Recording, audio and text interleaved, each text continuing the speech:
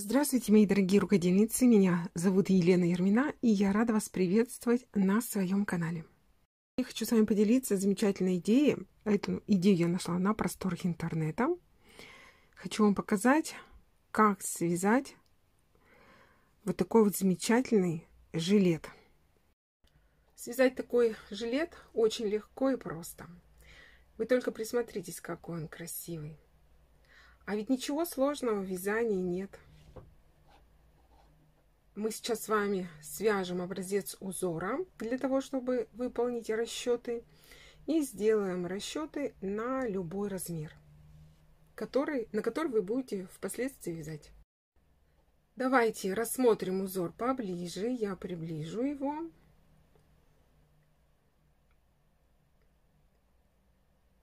Можно вязать цельным полотном, а можно вязать отдельными деталями. То есть деталь спины плюс 2 полочки.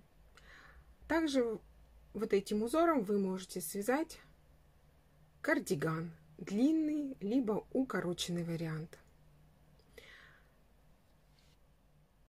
Пряжа для вязания также может быть любой. Это может быть и летний вариант, и демисезонный. Все зависит от того, на какой сезон и время года вы будете вязать. Я буду вязать образец из пряжи Янарт Бегония, 50 грамм, 169 метров. Это 100% мерсеризованный хлопок. Цвет пряжи 53-53. Производитель рекомендует вязать крючком 3,5. Для вязания жилета, если вы будете вязать летний вариант, я вам рекомендую все-таки выбрать пряжу, чтобы была с эффектом мерсеризации. Вот я специально приблизила камеру, чтобы вы видели вот этот немного такой вот шелковистый блеск. И чтобы была мерсеризация. Мягкий хлопок, он не очень подойдет для данной модели. И вот таким образом смотрится пряжа в узорах. Нужна пряжа, которая хорошо держит форму. Вот эта пряжа Янарт Бегония хорошо подходит для вязания данной модели. Ссылку на магазин, где продается вот эта пряжа по недорогой дешевой цене, я вам оставлю в всплывающей подсказке, также в описании под видео. Проходите, смотрите, можете заказать. Также я вам вчера делала обзор своего нового заказа пряжи. Показывала вам пряжу Baby Cotton. Сегодня я ее тестировала на своем втором канале. Вязали образец узора. Если вы еще не подписаны на мой второй канал, подпишитесь.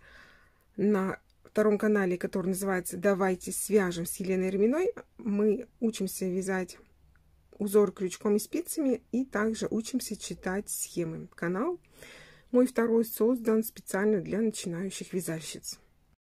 Посмотрите, как тоже неплохо смотрится вот этот узор в пряже Baby Cotton. И вот эта пряжа, она также хорошо подойдет для вязания данной модели жилета. Ссылку на видео и магазин, где заказывал пряжу, также оставлю в всплывающей подсказке и в описании под этим видео. Это я покупала тоже по очень привлекательной и недорогой цене, пряжа дешево. Рекомендую связать несколько образцов из разной пряжи по толщине, составу и выбрать самый-самый удачный, красивый образец, из которого у вас получится шикарный жилет. Вязать узор будем вот по этой схеме. Схему я прикреплю в конце видео и также вставлю ее в уголок экрана, чтобы вы смогли, вам было проще вязать вместе со мной. Давайте сначала разберем с вами принцип вязания узора по схеме. Раппорт узора состоит в ширину из 11 петель, а в высоту 2 ряда. Второй и третий ряд все время повторяется. Значит, все четные ряды вы вяжете как второй, все нечетные ряды вяжете как третий. Данный узор вяжется прямыми и обратными рядами, то есть туда-сюда и по кругу. Для образца мы набираем с вами цепочку из 28 воздушных петель и будем вязать 2 раппорта. Когда будете вязать жилет, вы начинать должны ряд с 6 столбиков с одним накидом и заканчивать ряд также провязав 6 столбиков с одним накидом, чтобы зафиксировать полочки и они у вас красиво лежали. Пряжу бегония 169 метров в 50 граммах я буду вязать крючком номер 2,25. Вяжем цепочку 28 петель плюс 1-2 петли я всегда набираю дополнительно для удобства вязания. Приступаем к вязанию первого ряда. 3 воздушные петли подъема, они у нас засчитываются как за 1 столбик с одним накидом. В 4-ю петлю цепочки 1, 2, 3, 4 провязываю 1 столбик с одним накидом.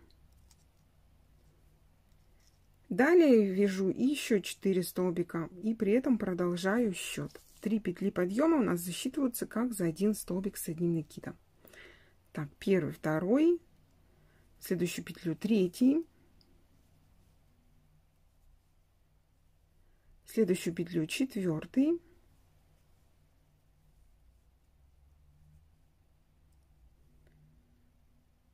пятый и 6 столбик с одним накидом. 2 воздушные петли 1, 2, пропускаю 2 петли 1, 2 в основании 3, провязываю 1 столбик без накида, 2 воздушные петли, пропускаю 2 петли цепочки, в следующую петлю, в 3-ю, провязываю 1 столбик с одним накидом. Далее в каждую петлю провязываю еще 5 столбиков с одним накидом. Продолжаю счет. 1, 2, 3, 3 столбик с одним накидом, в следующую петлю 4, 5, 6,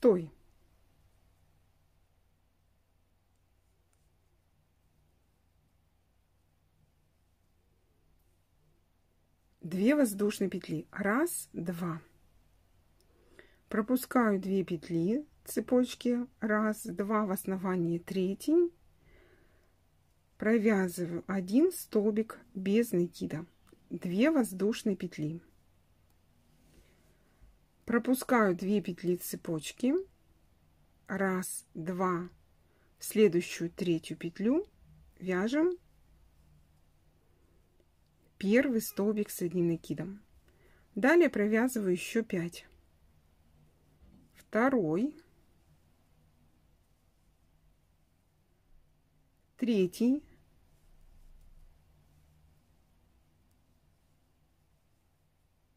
4,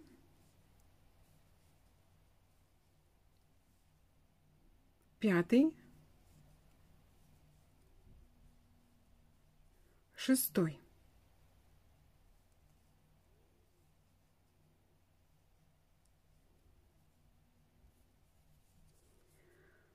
Связали 2 полных раппорта и 1 раппорт половинку. Раппорт узора состоит из 11 петель в ширину. Давайте же посмотрим, где у нас начинается и заканчивается раппорт. Раппорт начинается с 1 столбика с одним накидом. Здесь у нас было 3 петли подъема, это 1 столбик с одним накидом, 6 петель, 6 столбиков. Значит, далее в основу раппорта входит цепочка из 2 воздушных петель, плюс столбик без накида, цепочка из 2 воздушных петель. Там, где мы вяжем вот этот столбик с одним накидом, вот этот столбик, это начало уже следующего, второго раппорта. И получается, что вот у нас вот это расстояние 11 воздушных петель. Следующий раппорт начинается со столбика с одним накидом и заканчивается вот этим, перед этим столбиком с одним накидом. Значит, вот так вот. Второй раппорт. И вот эти 6 столбиков с одним накидом, половина третьего раппорта. Вяжем с вами второй ряд. 3 воздушные петли подъема засчитываются как за один столбик с одним накидом. Начало раппорта. Первый столбик с одним накидом. Далее мы вершину каждого столбика с одним накидом под косичку, это значит под переднюю заднюю стенку, я ввожу крючок и провязываю столбик с одним накидом. Всего 6 столбиков с одним накидом. Мы сейчас с вами вяжем второй ряд по счету, первый ряд раппорта. Значит, у нас раппорт узора начинается со второго ряда. Цепочка 5 воздушных петель. 1, 2, 3, 4, 5. Пропускаю вот эти арочки и продолжаем вязать опять группу столбиков в количестве 6. Первый столбик с одним накидом, второй столбик с одним накидом, третий столбик с одним накидом, четвертый,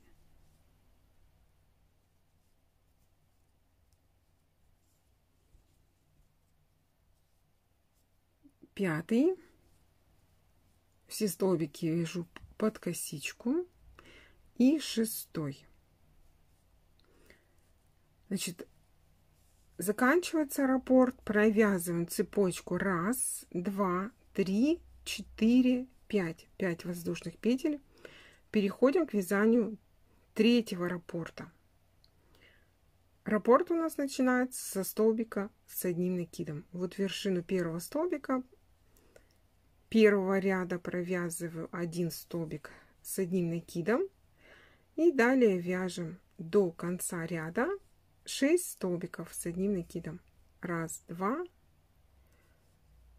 3, 4,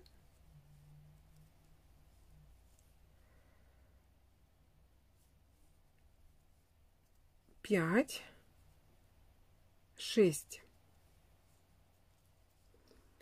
Связали первый ряд первого раппорта. По счету это у нас второй ряд.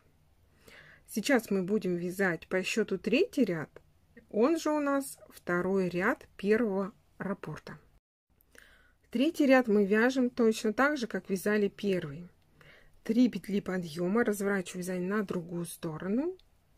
Вершину каждого столбика под косичку провязываю по одному столбику с одним накидом.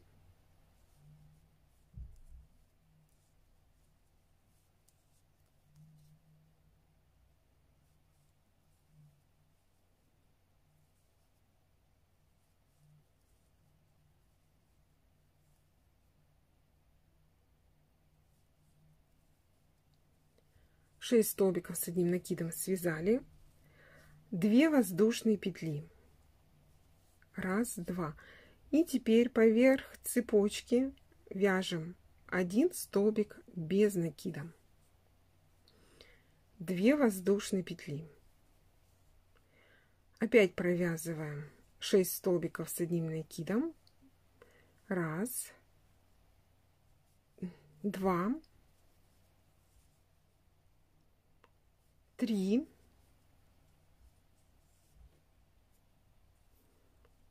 4,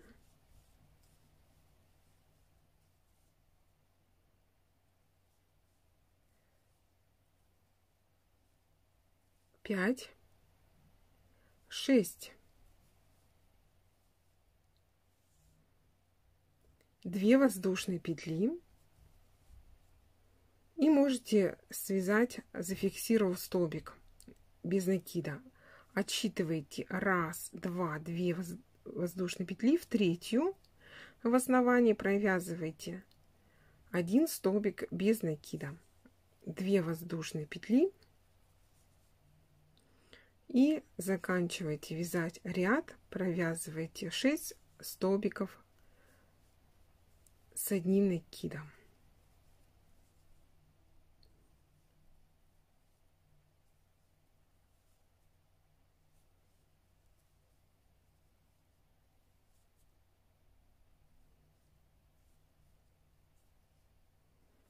В третью петлю подъема провязываю 6 столбик с одним накидом. Значит, смотрите, вот этот столбик без накида, его можно зафиксировать, провязать в основании третьей воздушной петли, а можно оставить свободным, чтобы он перемещается, вот так вот ездит по цепочке. Вот этот способ мне больше нравится. Во-первых, вяжется быстрее и смотрится интереснее. Здесь, как вам вязать, выбирайте уже сами. Все, связали мы с вами 3 ряда. И получилось у нас 1 раппорт в высоту, 2,5 раппорта в ширину. Для того, чтобы продолжить вязание, вы перематываете видео на начало вязания 2 ряда и вяжете вместе со мной, повторяя 2 ряда, 2 и 3, и чередуйте. После 3-го вяжете следующий ряд как 2, и после 2-го опять же 3. Значит, все у нас четные ряды вяжутся как 2, все нечетные как 3. После того, как связали образец узора, смотрим, подходит пряжа для вязания данной модели жилета или нет. Если пряжа подходит, тогда делаем ВТО образца и снимаем замеры с образца. Теперь давайте рассмотрим, как же вяжется жилет. Жилет можно вязать отдельными деталями. 2 полочки, левую и правую, по отдельности. И 3-я деталь, это деталь спины. А можно вязать по кругу без единого шва. То есть вы вяжете единым полотном все части, все детали вместе. Далее, после того, как довязали до уровня проем, делите полотно и вяжете все детали по отдельности. Отдельно деталь спины, отдельно полочки. И вывязываете V-образный вырез горловины. Можно связать V-образный, можно связать круглый, квадратный, как вам больше нравится. Как связать V-образный вырез горловины, покажу вам на фрагменте узора образца. Значит, вот таким образом у нас получается. Обязательно, я считаю, здесь нужно вязать подрезы, чтобы красиво жилет смотрелся. Вот этот отрезок по стандарту он примерно общая длина 6 сантиметров. А так его можно определить расчетным путем. То есть вы измеряете обхват груди,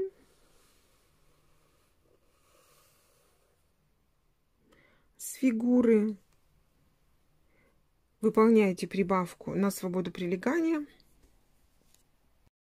Если вы вяжете укороченный вариант жилета, снимайте мерки с обхвата груди. Если вяжете средней длины и у вас жилет ложится по бедрам, тогда вяжите и снимайте мерки по линии бедер. Бывает такой тип фигуры, что широкие плечи, большая грудь, но узкие бедра. Тогда вы снимаете мерки с обхвата груди, то есть берете мерки за расчет те объемы, которые больше. Если обхват груди больше обхвата бедер, значит берете обхват за расчет обхват груди. Если наоборот, значит обхват бедер. Я буду считать для укороченной модели, когда жилет выше, чем линия бедер. Для этого нам необходимо снять мерки по выступающим точкам груди. 100 сантиметров я возьму для примера. Прибавляем на свободу прилегания. Для того, чтобы полочки сходились, 4-6 сантиметров. Это прибавка к обхвату груди. Значит, у нас должна быть сама модель, сам жилет в готовом виде 106 сантиметров. С образца нам необходимо рассчитать, сколько сантиметров в одном раппорте и сколько нам петель необходимо набрать. Значит, раппорт узора 11 петель. В один раппорт входит ажурная змейка, ажурная дорожка и полоса из столбиков с одним накидом. Ширина одного раппорта 3 сантиметра. Я также измеряю чуть примерно для удобства расчетов. Вы измеряете точно. Желательно после ФТО, когда вы образец связали, постирали, высушили естественным способом и при необходимости отпарили. Значит, делайте контрольные замеры до ФТО и после ФТО. Замеры берете после ФТО с образца. Один раппорт равен 11 петель, примерно 3 сантиметра. 11 я разделю на 3. Получается значение 3,66. Это значение 3,6 возьмем петель в 1 сантиметре. Далее мы, значит, 106 обхват груди с учетом прибавки на свободу прилегания умножаем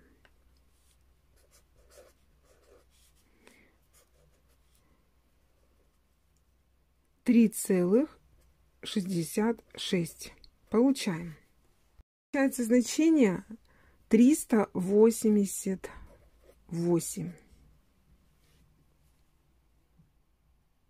388 делим на 11. 11 это 11 петель в одном раппорте. Получается значение 35.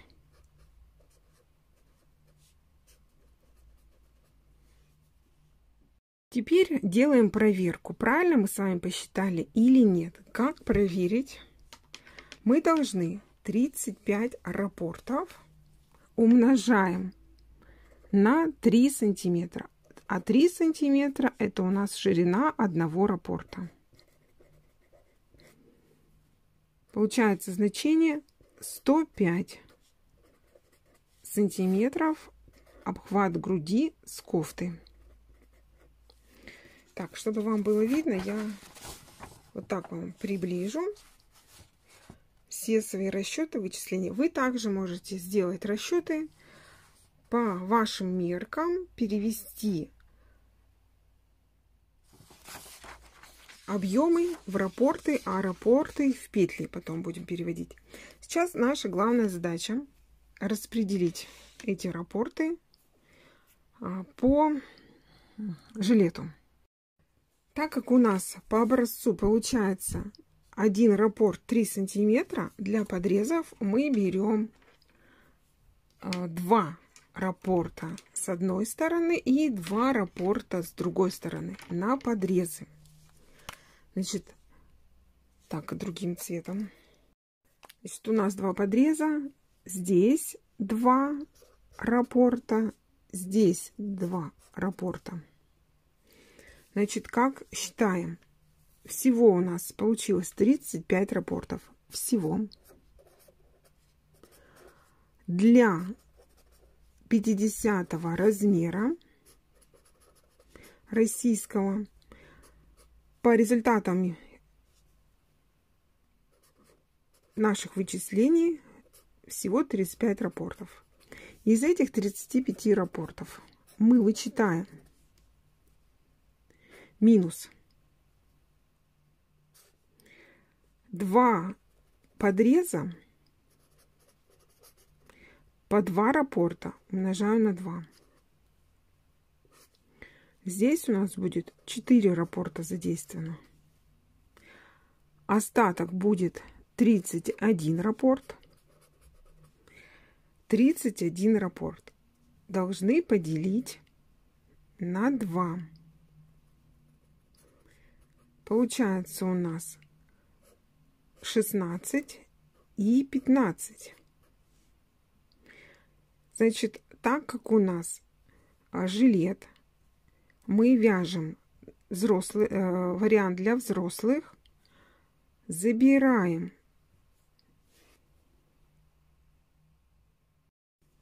один раппорт на полочке, оставляем, значит, у нас 31 раппорт, это будет 15 раппортов спина, и плюс 8 плюс 8 левая и правая полочки. Вот наши с вами расчеты. Так, давайте проверяем. Значит, левая полочка 8 раппортов, 8, спина, получается у нас 15 раппортов. Мы на один раппорт деталь переда, состоящая из 2 полочек, вяжем больше, 15 раппортов. И в итоге у нас получается, как распределяются раппорты. Всего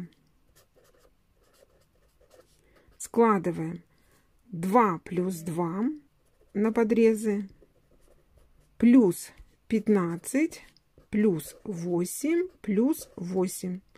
Всего 35 раппортов. Самое главное вычисление мы сделали. Определили количество раппортов, распределили их на детали. Все очень хорошо и красиво получилось. Сейчас можно вот эти раппорты перевести в петли.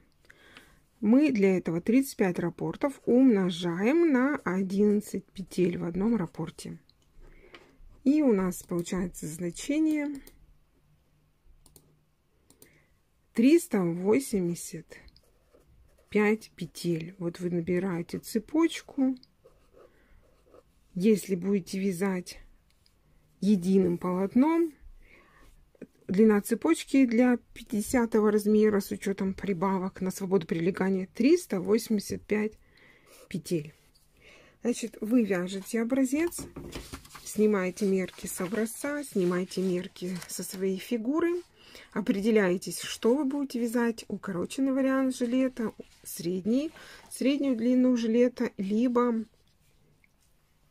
удлиненный. Это может быть ниже бедер и даже до коленной чашечки. Вариантов жилета очень много. Удлиненный жилет будет смотреться тоже превосходно. А можно связать даже кардиган, либо летнее пальто. Все, мы с вами вычисления сделали. Сейчас я вам покажу, как связать V-образный вырез горловины. Значит, чтобы связать V-образный вырез горловины, вы определяетесь с начальной точкой, где у вас будет формироваться вот эта красивая линия декольте. Здесь она может быть у всех разная. Все зависит от того, какую глубину вы любите. Значит, здесь по результатам примерки вы можете все это быстренько решить. А мы с вами на примере вот этого вязаного образца сейчас я вам быстренько покажу, как это все очень легко и просто вяжется. Значит, мы в каждом ряду провязываем. Значит, когда начинаете ряд, вяжете вместо 3 2 воздушные петли. Разворачиваете вязание и вяжете далее узор. Получается у вас минус 1 столбик. Далее, когда будете заканчивать ряд, вот в этом месте провяжете крайний столбик в конце ряда. А когда заканчиваете ряд, я вот здесь не буду довязывать ряд, то вы вяжете вместо 2 столбиков с одним накидом, вяжете 2 полустолбика с одним накидом. Либо по-другому этот элемент называется 2 столбика с одним накидом с общей вершины. Это вот когда 3 петли соединяете вместе. И у вас вместо 2 столбиков получается 1, минус 1 столбик. Это в конце ряда сделаете убавку, то есть с одной стороны полочки. Далее, чтобы связать следующий ряд, вы набираете вместо 3 петель 2. И вяжете уже столбик, так как здесь у нас будет минус 1, мы следующий столбик вяжем в вершину следующего. Получается, у нас с каждым рядом должно быть минус 1 столбик. Давайте посмотрим на образце. Вот здесь видно. Видите, у нас здесь было 3, стало 2. То есть с каждым разом вы вот это количество столбиков уменьшаете. Значит, довязали ряд, следующий, значит, вяжете и опять же делаете убавку. Вместо 2 столбиков вяжете 2 полустолбика с одним накидом. Вот таким образом. Первый полустолбик с одним накидом. А далее вот следующий столбик вяжете в вершину вместо соединения 2 столбиков, которые были связаны с общей вершиной. И опять 3 петли вместе. Разворачиваете вязание. 2 воздушные петли вместо 3. Здесь у вас уже идет вязание в следующем ряду. Провязывайте вершину 3-го столбика. И вот таким образом делаете убавки. Видите, и у вас будет формироваться красивый, ровный, V-образный вырез горловины. Вяжете до нужной вам ширины. Здесь, как только вы достигли вот этого расстояния между полочками, тогда вот здесь вот определяете, допустим, 18-20 сантиметров между полочками. Тогда вы перестаете делать убавки, вяжете просто прямо. Там на фото видно, я вам показывала, в общем, по результатам примерки, как обвязать вот этот жилет красиво.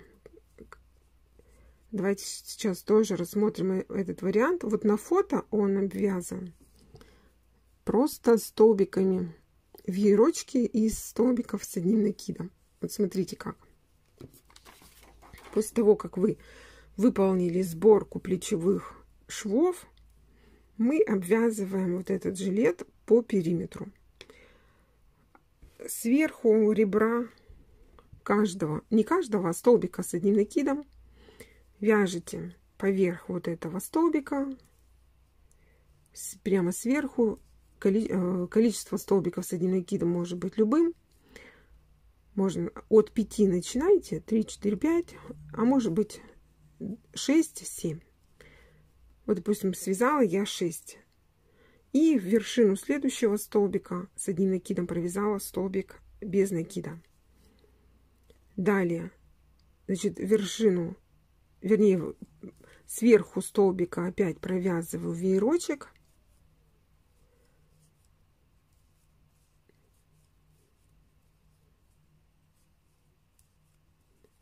Так, 4, 5, 6. 6 вот у меня столбиков. В следующую поверх следующего столбика с одним накидом вяжем столбик без накида. И вот у нас получаются такие ракушечки. Если край вот этот фалдит, вы что можете сделать? Уменьшить количество столбиков с одним накидом. Первый вариант. Второй вариант. Вы можете провязать столбик без накида не поверх следующего, допустим, да, а можете вот в это место, там, где у нас из столбиков столбик они соединяются, вот в это место провязать столбик без накида. И уже следующий веерок вязать вот в этом месте, в эту ячейку.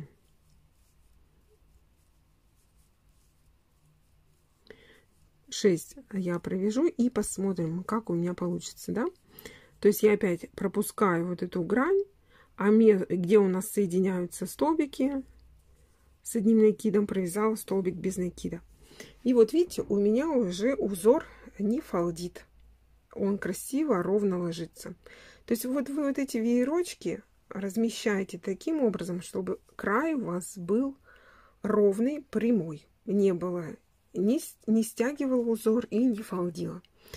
Меняем за счет расстояния между веерочками и за счет количества столбиков с одним накидом в одном веерочке.